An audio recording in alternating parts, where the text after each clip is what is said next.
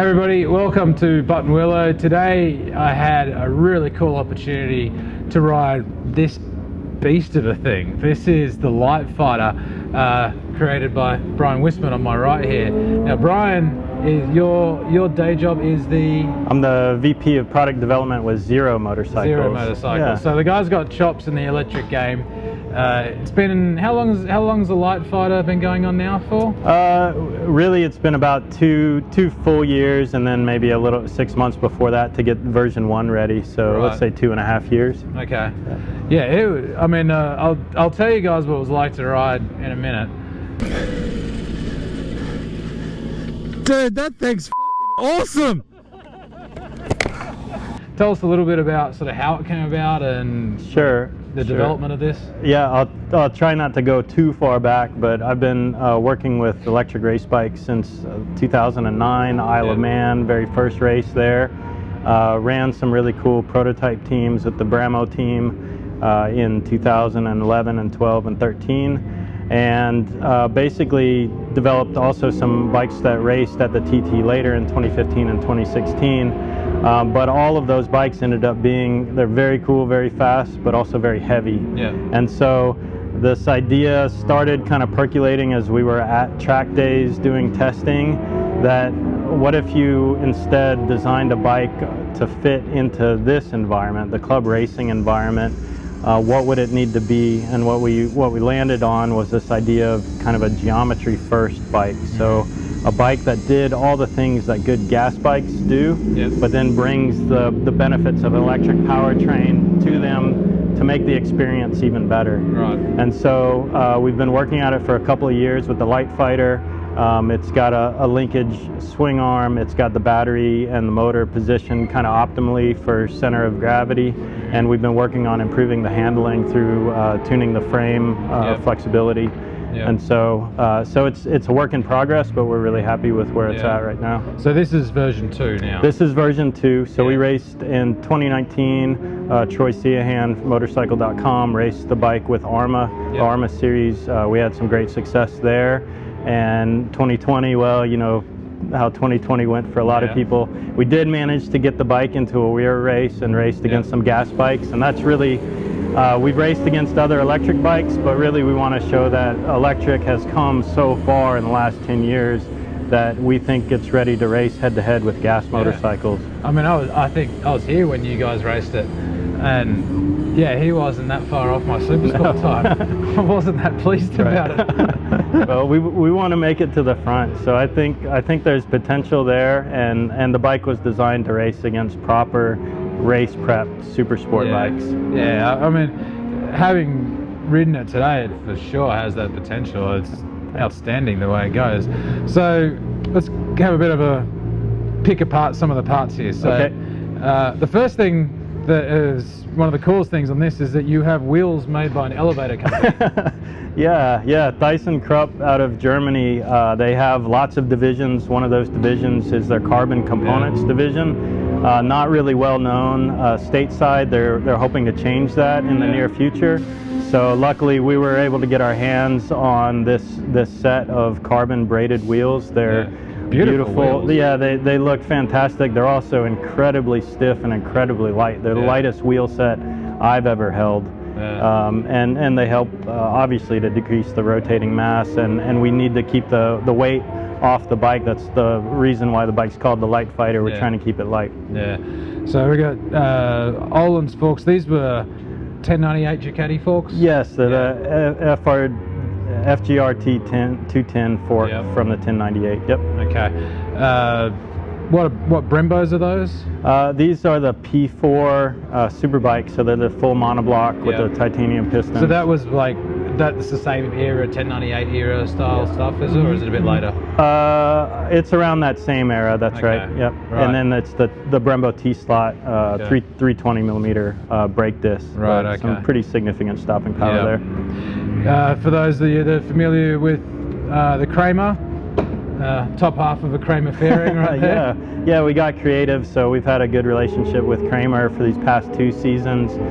They build a fantastic track bike using the KTM engines, and they had an interest in kind of seeing what this whole electric thing was about. So we formed a bit of a loose partnership, and they've been willing to help us out with some of the bodywork components.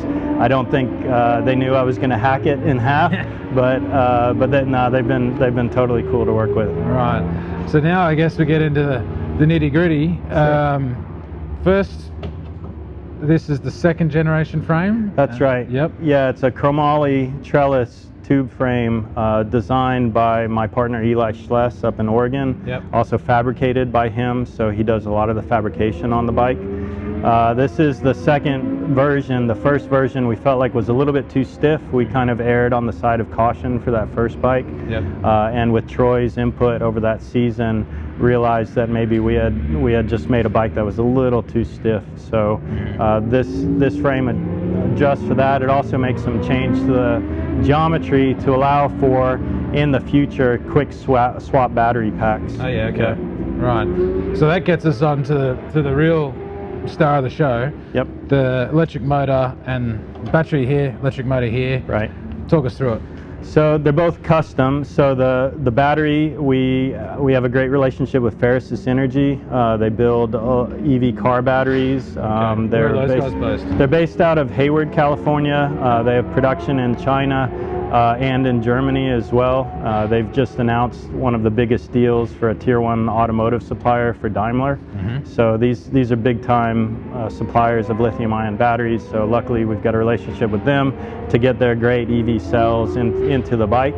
And then we do the full packaging to make the cells into a battery. Okay. We also add an active cooling system to keep the battery cool. Yep. Also during charging, so not only when the bike's running, but you also have to cool it down while it's charging. Yep. The motor comes from our partner Parker Hannifin, so they do the magnetics, the rotor and the stator, and then we put the gearbox essentially on the outside of it. Yep. And that allows us to kind of not only multiply the torque to the rear wheel, but put the counter shaft exactly where we want it to get the chain line forces for the rear suspension where we want it. This was geometry first, was kind of the core concept of the motorcycle. So we would spend some time spreadsheets, but also some suspension software that allows you to look at kinematics and things like squat ratio, the effect of changing maybe the steering head angle by a degree or half a degree. So we went through all of that, did a lot of comparison to existing bikes that we know were good handling bikes, and came up with the geometry that we have here. In fact, there was one other change that was made between V1 and V2 on the frame. We actually made it a little bit steeper on the head tube, just half a degree, but that half a degree helps the bike turn in a little bit easier, and has a real effect on the dynamics of the motorcycle. So you're running it's a Yamaha swing arm, isn't it? So yes, it's a current gen R1 swing arm, and we started with that from the very beginning because we liked the way that the packaging laid out with that swing arm. We liked the length of the swing arm. It was pretty light, and it had a linkage so that we could adjust it as we learned at the track. And we've actually done that. You know, we've made our own links for it and made some changes. They're really pretty. Nice job. Yeah, it's working pretty good now. So it's taken us a little while to get there, and that's one of the challenges being the only electric bike in the whole field here. Is it's just you that has to pour over the data and figure out how to make the changes and move the thing forward. And sometimes you take a step backwards before you can figure out how to go forward. Most of the time you take a step backwards. Self-supporting seat/subframe unit? Yes, so that was a fun project with Paul Taylor from TaylorMade Racing. He's been around for, he knows what he's doing when it comes to composites. And so we wanted a stiff, lightweight seat structure. There's nothing that we have to house in there, so the seat could be ultra light. And so by the end of the day with this custom design, that part weighed less than 2 pounds. Nice. Yeah, very, very lightweight. Yeah, that's sick. Electronics, you're running Motec? Motec data logger dash. So we have the motor controller, which is the piece that is kind of hidden by the bodywork, but it sits between the battery and the motor, and it's what's converting the DC power to AC for the motor. And that has a lot of data that it collects. and it sends it up to the Motec, so I can download and take a look at the data, see how much current the motor was being delivered, how hot the motor got. All of that information is provided by just the on Motec. like whatever it was, the 16, 20 odd laps we did today. Like, how hot did the motor get? The motor runs to a steady state of about 160 C centigrade, which is not a problem for this motor. It has, I'm going to get a little geeky here, the motor is built with samarium cobalt magnets rather than a lot of electric vehicles are built with neodymium magnets. Okay. The samarium cobalt have a higher temperature threshold before they demagnetize, so we can actually run this motor a lot hotter than you can a typical EV motor. Right. And the benefit of that is you can drive, if you can get the motor hotter, then you can drive a bigger temperature differential to your coolant, and you can extract more heat too. So this system works really efficiently. Heat there to take away. Yes.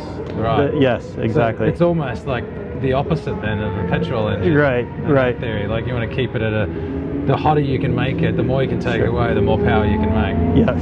Yeah, we want to be able to drive as much delta T to the coolant temperature as possible so that we can extract that heat from the motor. Yeah. I got a lot to learn with these things, though, seriously. No worries. I mean, I've ridden a few electric bikes, nothing like this.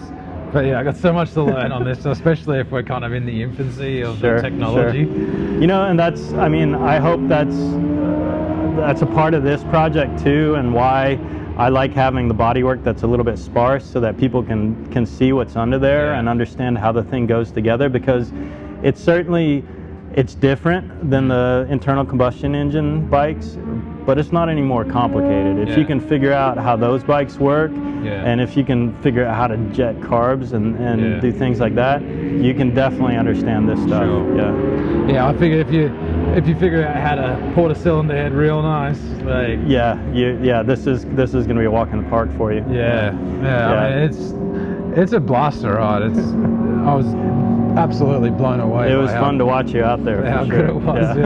The most impressive thing for me wasn't so much the thruster, though. It goes like blazes, and you can vaporize petrol bikes on corner exits. It's cool. Like you just cut the line tight and just go pow, and you're out of there. All right, let's see how we go on a bunch of 600s. Bye.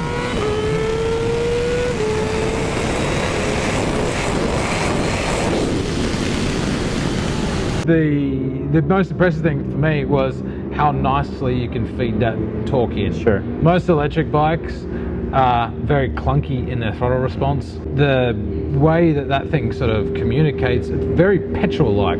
It's almost like a good set of carburetors, like really nice.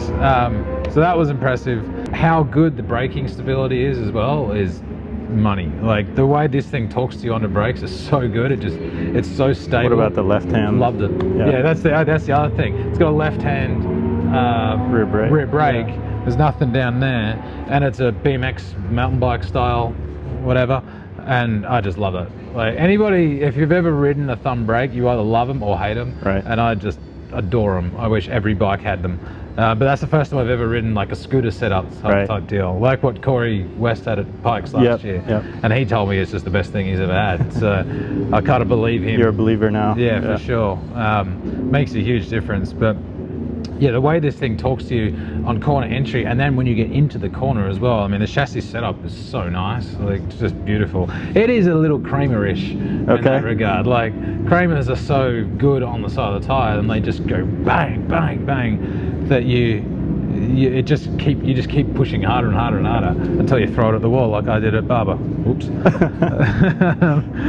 It's very roomy as well. There's a lot of room to move. Like I can get right behind the screen and be straight off. But yeah, dude, it's a seriously impressive bike. Much more than I thought it was going to be. Yeah. Good job, man. Oh, thank you. Good.